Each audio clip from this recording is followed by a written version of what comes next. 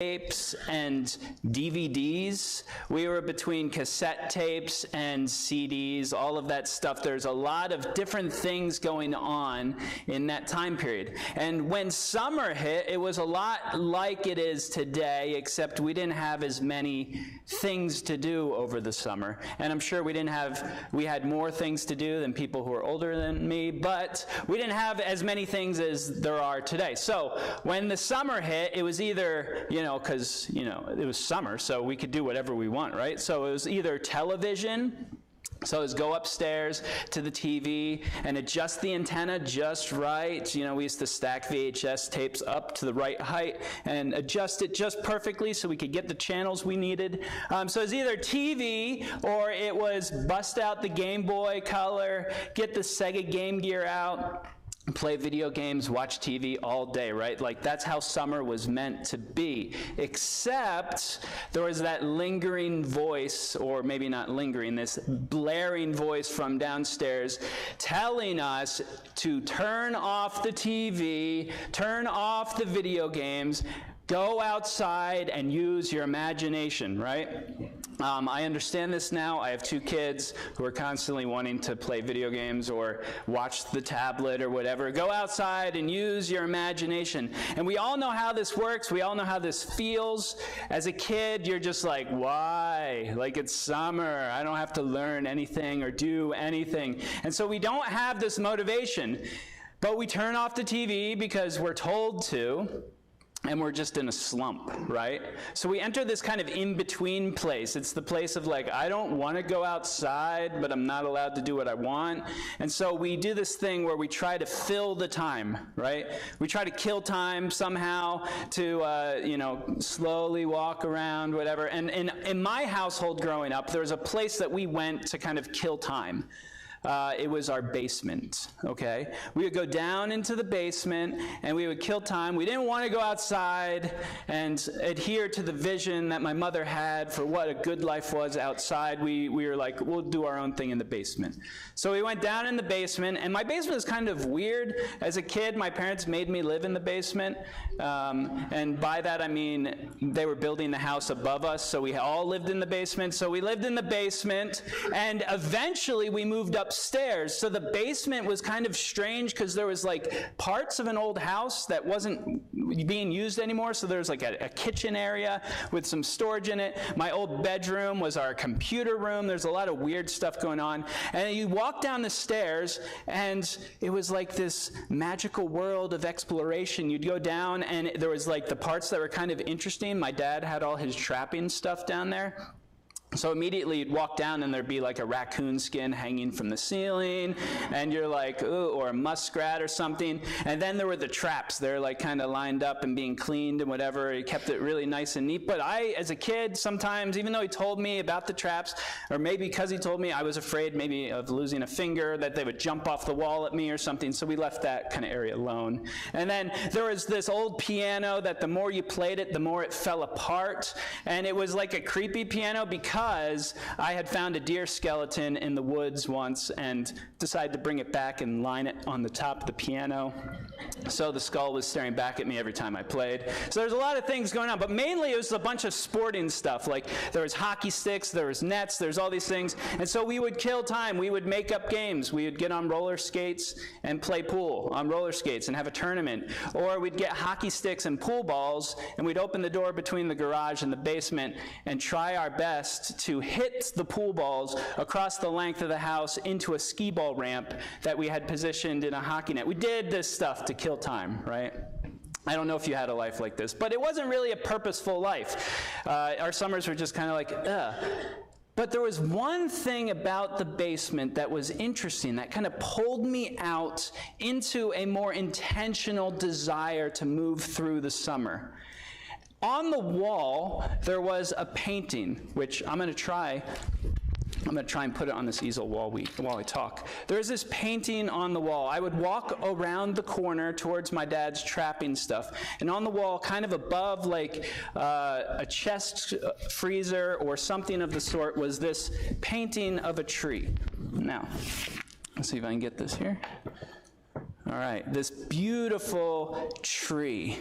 And if you want, you can come up and look at it later. That's fine. It's really interesting. This painting is, there's a transition that happens with the textures. It's a really smooth kind of sky, and then you can kind of feel where the artist kind of blotted like the leaves on here as if they used a sponge or something to kind of get the colors. And then if you look, this is like very intentional about being raised up. It's like this ridge. These ridges go up the bark, these furrows, and it's really amazing. And I would climb up onto this freezer chest, and I would just stare at this painting. And I would touch it. I don't know if I was allowed to touch it. No one told me not to, so I would just touch it. Because it looks like it's supposed to be touched, right? So I just run my fingers along the bark. And suddenly, I had this desire to do what my mom told me to do and go outside. Suddenly, I had this shift in perspective from, I'm just going to kill time, to, this is amazing, like these colors. It feels like I'm in the forest, and oh yeah, I have 10 acres of woods behind my house. Why don't I go and explore? And some of the most meaningful moments of my life took place in that oak forest. And a lot of that was motivated by things like this. These intentional pieces that were in my life that motivated me in a direction. Last week, when we came together, we asked a question. And that question was, how do we live intentionally in the fullness of God despite our circumstances? A lot of times it takes circumstances to push us into intentional living. But how can we live intentionally regardless of the circumstances? And we kind of didn't even answer the question necessarily last week. I guess that's how I do things. Last week we looked at why it's so hard for us to do this. And we talked about sometimes it's hard for us to do this because we think God's this kind of cosmic killjoy, or that he has this intense wrath against us and we don't want to meet God in that moment. And so we're like, I'm not going to live intentionally because God's here. But we also talked about how God in all his power invites us to come and see. And in Acts 17, we looked at how God, he curated our lives in such a way, the moments and the places that we're going to be in existence, so that we would seek him, reach out for him, and hopefully find him.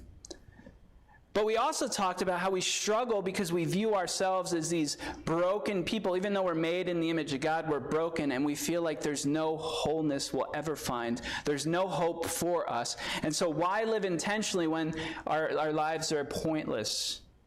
But we also looked at how God in Ephesians 2 talks about how he can restore us into living works of art made to walk in the things that he has set before us.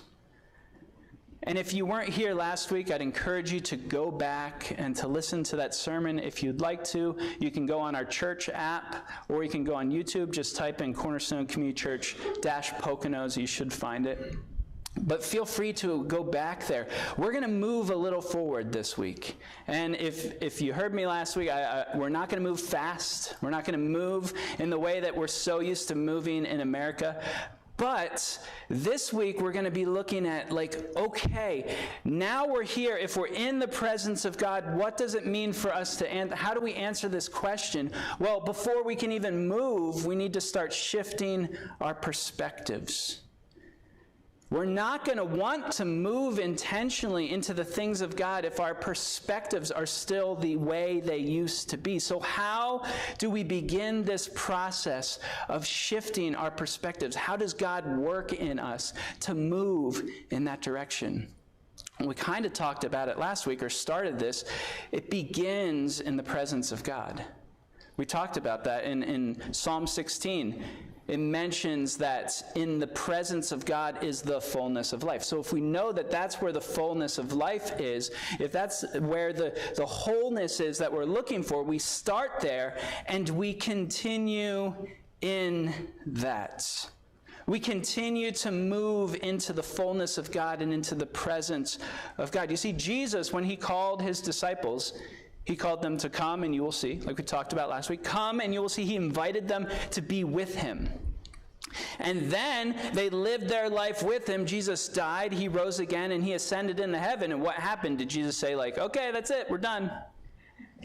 No, he said, actually, I'm going, but it's okay. Like, it's okay that I'm leaving because I am going to leave behind my Spirit. The Holy Spirit is going to be behind, and he is going to help guide you. In John 16, starting in verse 5, he says this, "Now I am going to him who sent me, yet none of you ask me where you are going. Because I have said these things, you are filled with grief. But I tell you the truth, it is for your good that I am going away.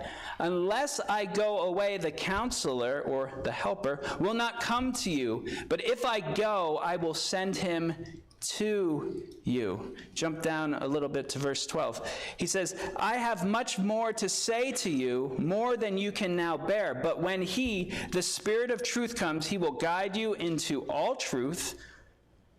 He will not speak on his own, but he will speak only what he hears, and he will tell you what is yet to come. He will bring glory to me by taking from what is mine and making it known to you. All that belongs to the Father is mine. That is why I said the Spirit will take from what is mine and make it known to you." Jesus calls his disciples to follow him.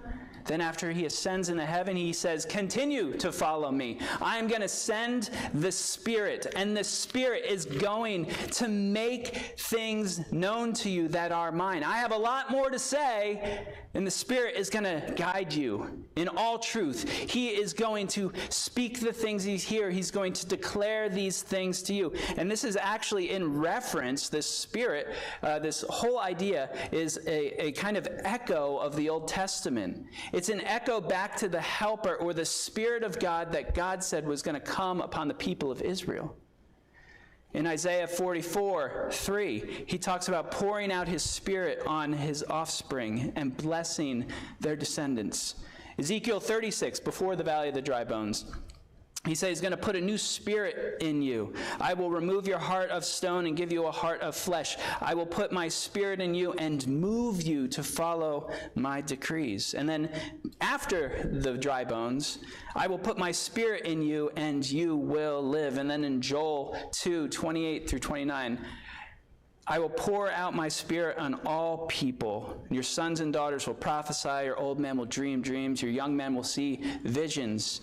Even on my servants, both men and women, I will pour out my Spirit in those days." So when Jesus is talking here, he is saying God's presence and my presence is going to be on you. So keep in it. Keep following me. Keep pursuing me. In the same way, all of us are called to be disciples of Jesus. And I know that this is kind of a weird thing sometimes in our church culture, and it's something I honestly struggle with in church culture sometimes, because there are people like me who are here and I'm preaching, and so sometimes we might think, okay, it's that person who is called to make disciples. But Jesus calls all of us to make disciples. No matter what our occupation is, no matter the way we move through life, no matter what's going on, we are all called to be disciples of Jesus, to be with Jesus, and to learn from Jesus.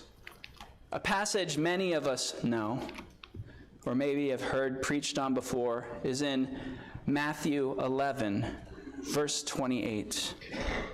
This has the beginning of it where Jesus says, "Come to me, all of you who are weary and burdened, and I will give you rest." This is the invitation we talked about. God is inviting us in. Come to me, all of you who are weary and burdened. So that's like all of us, probably, right? Like we're all weary and burdened at some point, at some time in our lives. He's not saying, "Hey, disciples, you 12 that are following me, like come, you guys, just you." He's saying all of you who are downcast, who are burdened, who are tired, come to me, and I will give you rest. And you're like, okay, well, Jesus is telling us to just come to him, to hang out. But where's he saying to follow him and to be his disciple? Well, it's in the next part.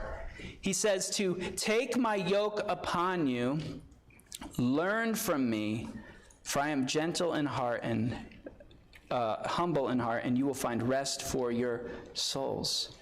This term, take my yoke, It has a physical kind of analogy attached to it, like you've probably heard, like oxen, and there's two oxen, they both have the same yoke attached to them, and they're able to pull the burden that is behind them, which is a carriage or a plow or whatever. They're able to pull it easier because they're working together. So there's kind of that analogy, but there's more to this picture here. This term yoke is actually talking as well about the rabbi's teaching. Jesus is considered a rabbi here. He calls his disciples and they follow him. That's what a rabbi does. They call the disciples and they say, hey, I think you have what it takes to be like me. Come, follow me and be like me, and now take my yoke or my teaching upon you. In his book, The Ruthless Elimination of Hurry, John Mark Comer says this about the yoke of Jesus. He says a yoke was a common idiom in the first century for a rabbi's way of reading the Torah, which is the first 5 books of the Bible. But it was also more. It was a set of teachings on how to be human. His way to shoulder the crippling weight of life, marriage, divorce, prayer, money, sex, conflict resolution, government, all of it. So when Jesus is saying, come and follow me, take my yoke upon you and learn from me, he is saying, I want you to be in my presence, to be with me, and I want you to learn from me, because I am offering to you a teaching, a way of living that is going to help lighten the burden that's on you. That I am going to come alongside you, and we're going to have this equipment, this piece of teaching that is going to help us move through life in a way that takes some of that weight off you. But it's not going to be everything that you expect. And this is the hard thing, because this passage feels so good, right? Take my yoke upon you, learn from me, for I am gentle and humble in heart, and you will find rest for your souls. For my yoke is easy and my burden is light. We're like, great, that's awesome. That's cool. But with this yoke comes a shifting of perspective. And to take on this yoke, we need to learn from the teachings of Jesus, right? So we spend time with Jesus, and then we learn to be like Jesus. And we take his yoke upon us, and we learn from it. So what is this shift that's going to be happening in our perspective? Well, to get there, we need to first look at our perspective now. What is our perspective in our world, in our culture, and often in our hearts before Christ? What is that shift? What is going on there? Well, here's some things that I kind of...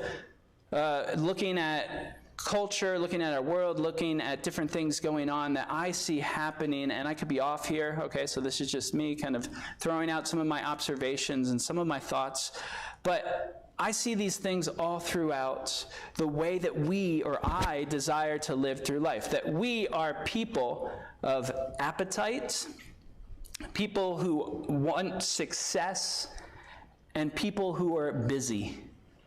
Appetite, success, busyness. These are things that are all throughout the way that we move through life. When I'm talking about appetite here, I'm not talking about just food, although that could be a part of it. What I'm talking about is this desire to find our purpose in following our desires. Finding our purpose in what we want, what we think we deserve, and using that to fill the void that we often find in our lives. We get to this place of consumption, of rapid entertainment, of instant gratification, and we say, you know what? This is my purpose. I'm here because of me. I'm here to fill my desires and what I deserve, and so I'm going to pursue that. And that's so often, I know in my nature, like I tend to lean that way. Like, oh, well, I want this, so I'm going to go toward it. We're a culture, we're a people of appetite who are constantly pursuing things that maybe aren't what are really going to fill us, but they're what we want. We're success-driven. We think our value is going to be found in the success that we have. That's why, like, we want to be professional athletes. We want to write the next bestseller. We want to get into the best colleges, to have straight A's. We want to get married and have the life that we want. We want to be successful. And we place our value in that success and in how we are seen by the people around us. So often, if we're not in line with the people around us, we're not successful and we feel less valuable. We're a people that put so much stock in this view of what is success and how do we move through life. And we're also a people who are afraid of missing out. We're afraid of not being able to belong to something, and so we are constantly busy and putting ourselves into this category and that category and this relationship and to this community so that our kids can belong and we can all be a part of things and we're not going to miss anything. And this helps perpetuate our view of success, that if we're busy enough, if we do enough things, if we work hard enough, then maybe we'll be successful, and then maybe we'll be able to fill our appetites the way we want. It's this cycle of movement. But what if our perspective was different? What does Jesus have to say? What does Jesus have to say? Now, it's kind of hard for me to tell you everything Jesus has to say, okay, because there's a lot. And I know in your bulletin for the scripture, it just says Matthew 5 and 6. We're actually going all over the place. I just kind of put that in there as a place for you to read through to kind of guide you. But if we're going to live in the yoke of Jesus, in the teachings of Jesus, we need to explore the things that Jesus says. And as we explore the things that Jesus says, we see right off the bat that it is not about our appetite, but it's about sacrifice. That as we move toward Jesus and we learn to be like Jesus, it's about our sacrificing, not about what our appetite tells us we should be pursuing.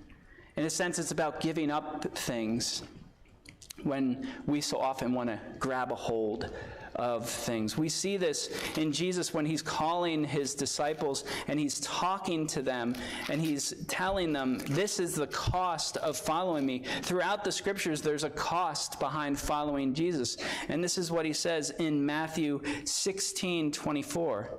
If anyone would come after me, he must deny himself, take up his cross, and follow me.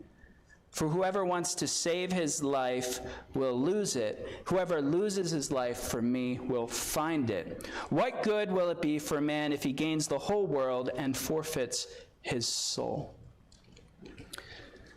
So often we want to gain the world and we want to affirm ourselves in everything we want. But Jesus, right off the bat and throughout the Gospels, says, if you want to follow me, you need to deny yourself. It starts with denying yourself. It starts with sacrificing some of the things that we naturally lean towards and pursuing the things of Jesus. In Romans 12:1, it says that we should present our bodies as living sacrifices, holy and acceptable to God, which is our spiritual act of worship. And so we see this kind of perspective shift happening from, hey, it's all about me and it's about fulfilling the things that I want to do, to saying, hey, wait, maybe it's not. Maybe I should die to myself, and like a seed, I should bury myself, die to myself and allow God to work somehow. When Jesus teaches about the way that we move through life and the things we give importance to, he says that we should be giving things in heaven importance over things here. In the Sermon on the Mount, in chapter 6, verse 19, he begins this talk about, do not store up for yourselves treasures on earth, where moth and rust destroy and thieves break in and steal, but store up for yourselves treasures in heaven. Treasures in heaven. This idea of don't worry about the things on earth. Don't focus on the tangible things here, all the things you can get to fill your voids and appetites and whatever, but focus on the things of God. And even when it comes to our lives and being stressed and how do we move through life, he says, don't worry about your life. Continuing on, what you will eat or drink, or about your body, or what you will wear. But then he says, seek first the kingdom of God and his righteousness. There's this perspective shift from ourselves to who God is and what God desires for us. God wants us to be healthy individuals who have a healthy perspective on the world. You see, this idea of being your best self is not a bad thing. The problem is we make it all about us. We want to be our best self for ourselves. But Jesus says, no, I want you to be the best person you can be for a different reason. In this whole talk on the treasures in heaven and all of that, Jesus says this in Matthew 6:22 through 23. The eye is the lamp of the body. If your eyes are healthy, your whole body will be full of light. But if your eyes are unhealthy, your whole body will be full of darkness. If then the light within you is darkness, how great is that darkness? He's saying if we're going to have a healthy perspective, our eyes need to be filled with light. We need to be able to have healthy eyes, healthy perspective on the way we move, and it starts with denying ourselves, taking up our cross, and following Jesus. And we begin to see as we deny ourselves that it's not about success as much as we thought it was. What if it's not about success? What if it's about growth? What if it's about growing to be the people that God wants us to be? When the rabbi or the other teachers of the law came to Jesus and said, what is the greatest commandment, and trying to trap him, because there was all these rules, all these laws, all these regulations, Jesus said the two greatest commandments are to love the Lord your God with all your heart, soul, mind, and strength, and to love your neighbor as yourself. It's not about being successful and living a way that, oh, this is how people see me. This is the importance. It's about our perspective and growing. As we bury ourselves in the ground, God will sprout new life from us, that we can grow into the people God desires us to be. People who learn to love God and love others well. And it begins to shift the way that we do things. It no longer is about us and the accolades and the applause and the recognition and the value we perceive, but it's about our relationship with God and our relationship with others. We see this in how Jesus teaches about worship and about giving. In Matthew 6, he talks about this in a variety of ways. When he's talking about giving to the poor, he talks about this idea that when we give to the needy, do not let your left hand know what your right hand is doing, so that your giving may be in secret. When he's talking about prayer, he's saying, when you pray, go into a room, close the door, and pray to your Father who is unseen. In talking about fasting, he says, when you fast, put oil on your head, wash your face, so that it will not be obvious to others that you are fasting, but only to the Father. It's no longer about what the other Pharisees and religious leaders were doing about, look at me, I'm giving, and I'm praying, and I'm fasting, but instead, it's about this growth in relationship with God and with others. It's about saying, it's not about me anymore. I don't think it's any coincidence that when Jesus starts the Sermon on the Mount in the Beatitudes, when he talks about the people who are blessed or the happy, he gives a list of all these people who are in kind of areas of life that we don't want to be in. He talks about people who are poor in spirit, people who mourn, people who are meek, who hunger and thirst for righteousness, who are merciful, who are pure in heart, peacemakers, persecuted. All these people in these situations where they're humbling themselves, they are denying themselves, and they are growing toward God and growing toward other people. And this shifts us. When we start living through life, we eventually get to this place where we're like, it's not about me, How do I grow in how I love God and love others? And then we get to this place where we're like, now I can start living intentionally because we see the value of God and of others. And it becomes this process where it's no longer about the busyness of life. Like, that doesn't matter. We don't have to fear missing out. But we can meet people where they're at, and we can meet God where He is at. And it becomes about the relationships in our lives, not busyness. How often do we walk through life and we bump into people, right?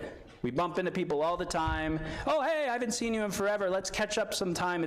That's how our relationships work so often. We move through life bumping into people and catching up with people.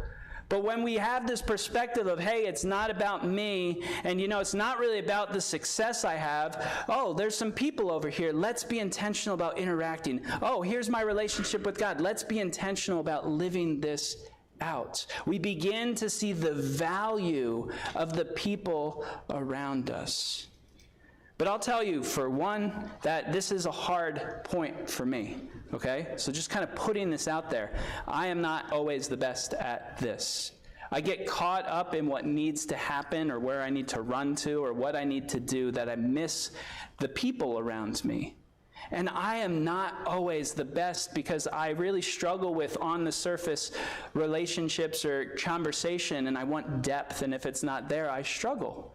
And so it's hard sometimes moving into this because so often I might be putting the focus on myself and what I need to do and on my success, and I'm not looking at the people around me, and I'm not looking at the God that I'm serving. But Jesus, when He teaches and when He sets an example, He shows us that we need to live and value the people around us. Jesus, you just read the Gospels. You could probably flip to a page and Jesus is with someone that no one thinks he should be with, and He's talking to them, giving them a piece of His time. He's giving them time. He's in Samaria with a woman who's out in the middle of the day because she's an outcast, and He's talking to her. He's not even supposed to be there, but He's talking to her. Even when He tries to get away and people follow Him, He gives them His time. He's there with lepers and tax collectors and people who are, highly valued and people who are outcasts and lowly. He sets this example for us that we need to value people. And even in His teachings, He shows us it's about how we value people. We would read the Sermon on the Mount, and there's a lot of passages about don't say, I hate you to your brother. That's like killing them. Don't lust after a woman. That's like committing adultery. And we would look at these and be like, oh, I need to be a better moral person. But that's not the height of what Jesus is saying here. What He's saying is that person is valuable, and you need to check yourself because you need to recognize that person's value. That brother that you have a bad relationship with, don't even give me an offering, He says in Matthew 5. He's going through this. Don't even give me your offering. Go reconcile with your brother. Reconcile with them, and then come back and offer your sacrifices to me. If you're having an issue with lust and you're not valuing people the way that you should because they are valuable, no matter what you think of them, then he says it's better if you cut off your hand and it keeps you from sinning, because that is how extremely valuable those people are. And we can look at that and we can say, okay, Jesus, I can treat people with value if I like them. But no, Jesus doesn't stop there. He says that, when it comes to this whole concept, there's this teaching that an eye for an eye, a tooth for a tooth. Like someone, stabs you in the eye, you can stab them in the eye. Someone knocks your teeth out, you can knock their teeth out. Jesus says, no, actually, I want you to do something radical and different because that person is valuable, even though you don't like them. He says if they someone strikes you in the cheek, we know a lot of us those phrases, you turn the other cheek. That's kind of an interesting concept. If someone sues you to take your tunic, give them your cloak as well. Give them that. If someone comes to your house and forces you to walk a mile, and he's talking about Roman centurions who would come to your house and say, hey, pick up this stuff and carry it a mile. Jesus is like, go an extra mile. Take them an extra mile. Give them your time. Because that person is valuable. And he says, love your enemies and pray for those who persecute you. That is what Jesus desires for us. It was so easy back there. Jesus said, take my yoke and learn from me, and it's easy and light. That felt good. I'll get rest. And now he's over here saying, hey, you need to shift your perspective, and you need to be intentional about pursuing people and giving them your time even when you don't like them. How hard is that for us? But how fulfilling and life-giving is it when we learn to live the way of Jesus? This leads us to the movement, to walking the way of Jesus, but it's not easy. It's not easy. At the end of the Sermon on the Mount, Jesus says this, that there's a narrow gate. Wide is the gate and broad is the road that leads to destruction, and many enter through it, but small is the gate and narrow the road that leads to life, and only a few find it. How do we get to that narrow gate and go through? It's by being with Jesus, learning to live like Jesus lived, and then walking in it. But the interesting thing is, we're here, this is week 2 of my series, and we haven't even moved yet, we haven't really gone anywhere yet. We're just talking about why we struggle with this, the perspectives that need to shift, and it's like, you remember that gallery I talked about last week? If you were here, I talked about an art gallery. It's like moving in that way. When you move through an art gallery, you don't rush through to kind of race your way through to get to the end. It's more about the stance you have. It's more about stopping and standing than it is about actually moving sometimes. And sometimes our lives are like that. It's about standing intentionally where we're at and seeing all the details and all the colors and all the perspectives and allowing that to seep in and meeting people where they are at and meeting God where he is in our lives. But how do we do that? How do we get to a place where we're walking the way of Jesus and we are bearing fruit?